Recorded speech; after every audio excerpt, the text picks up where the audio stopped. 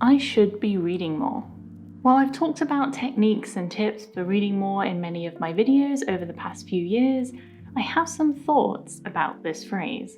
But before we get into all of that, let's start from the beginning.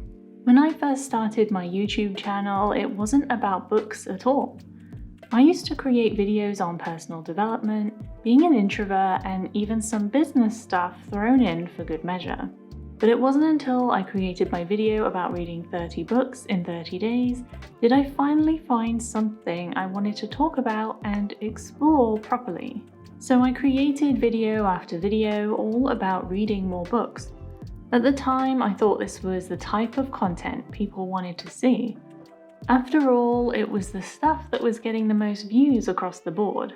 I also genuinely believed that I also needed to read more books and improve that number year on year. After all, who would I be if I didn't practice what I preach? I'd be a phony, right? And if the algorithm demands, then I will deliver.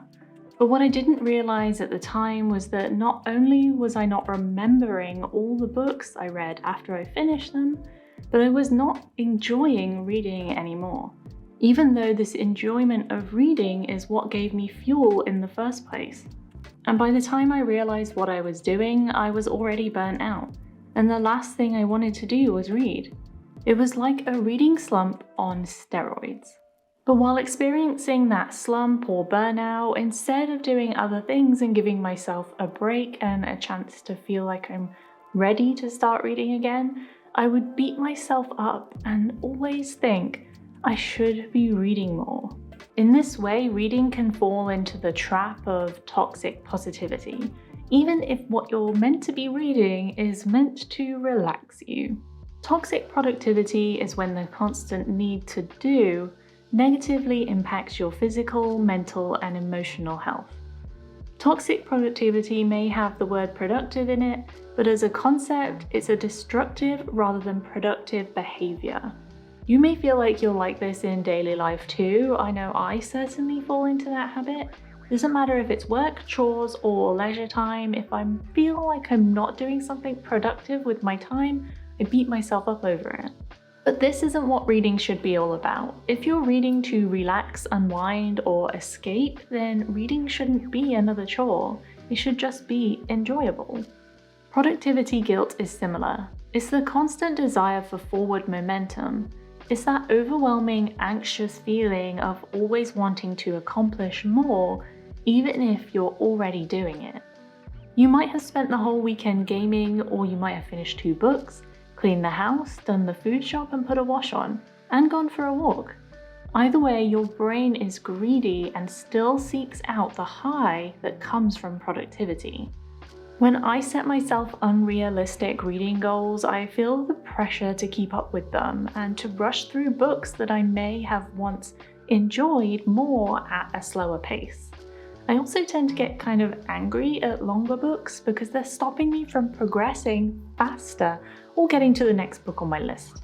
So it's worth asking if your toxic productivity is preventing you from enjoying reading as much as you should. I think for me, it probably is. But what if the phrase "I need to read more" or "I should be reading more books" is actually the thing that's getting in the way of you reading more books? What if it's guilt that's stopping you? The guilt you place on yourself for not reading enough could be the thing that's actually preventing you from reading books, and actually make you want to do the opposite, as in avoid reading altogether. In reality, toxic productivity and the guilt you place on yourself for not reading go hand in hand.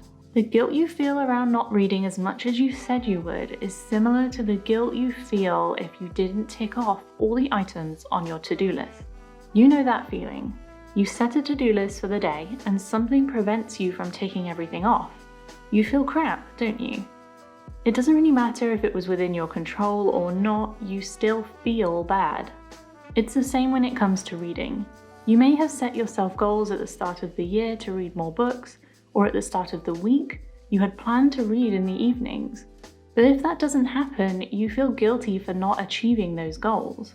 When we create goals, we naturally assume that we can get more done than we actually can. At the start of the year, you may have said that you could read 60 books, but come the end of the year, you can only read actually 30 books. Or at the start of the week, you may have thought that you would finish your book by the end of the week, but it just doesn't happen. This is otherwise known as the planning fallacy. The planning fallacy refers to a prediction phenomenon where people underestimate the time it will take to complete a task, despite the knowledge that previous tasks have generally taken longer than planned. Our poor brains overestimate our ability to get it done, and we do it time and time again. Honestly, I feel like I do this constantly. As humans, we tend to think positively about ourselves and our own abilities. We write off seemingly negative views or even data if it doesn't fit our predetermined view of how we think something will go. So it's no wonder that when planning to add more reading into our lives, we completely miss the mark. We overestimate what we can actually achieve and then beat ourselves up when we don't meet those goals. A recipe for disaster. Well, you might be thinking all of these goals and to-do lists and targets actually help you read more, and if that's the case, then fine, all power to you. Or if you don't say the phrase, "I need to read more books," then it's probably because you're actually doing it, you're reading more books. But for the people who struggle, perhaps the people who have high expectations of their own productivity, the people who are always busy, always productive, the type A's of the world, "I should be reading more" comes almost naturally, as if we're never or will never be doing enough. Aren't we just making reading more work? Are we transforming it into not a way to relax or unwind or feel joy, but instead another task to tick off our to-do list? Another task that must be done. If you're adding reading more to a mental to-do list, then is it really fun or is it just more work? Is it another way to be a better, more well-rounded person, or some other productivity phrase? Perhaps we're just setting these unrealistic expectations because we're influenced to do so. Take to any social media platform, even here on YouTube, and you'll see book content creators talking about how many books they're reading and buying. And yes, I've done it too. Influencers, no matter the industry, have a huge effect on people's self-esteem.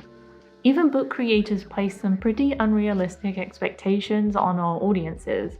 After all, the general idea is, if I can read 80 books in a year, so can you.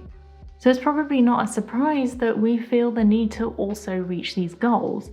We'll look at our own achievements and accomplishments through the lens of an influencer's carefully crafted one and think, I need to do better.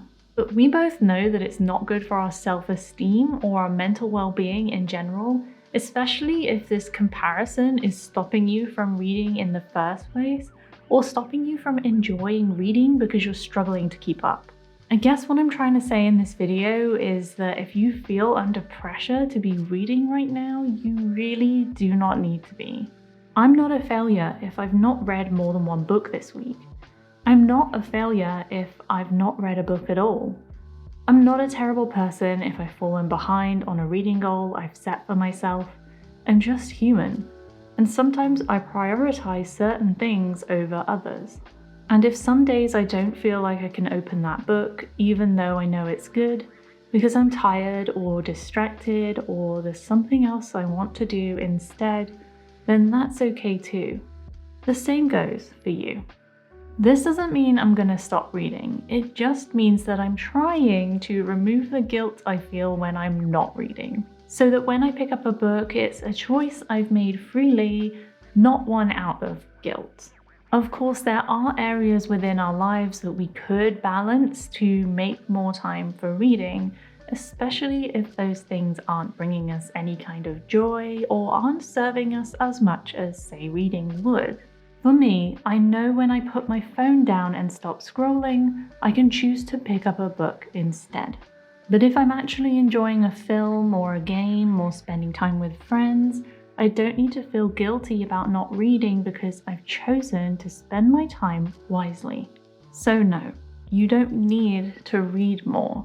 You don't need to read 30 books a year or 1 book a week or some other goal that somebody else achieves seemingly naturally.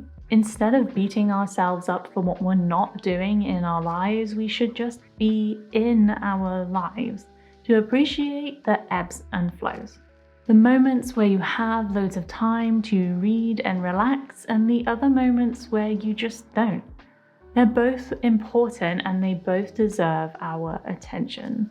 If you like this Bookish Thoughts video and you want to see more, check out this one below. Thank you so much for watching, and I will see you next time.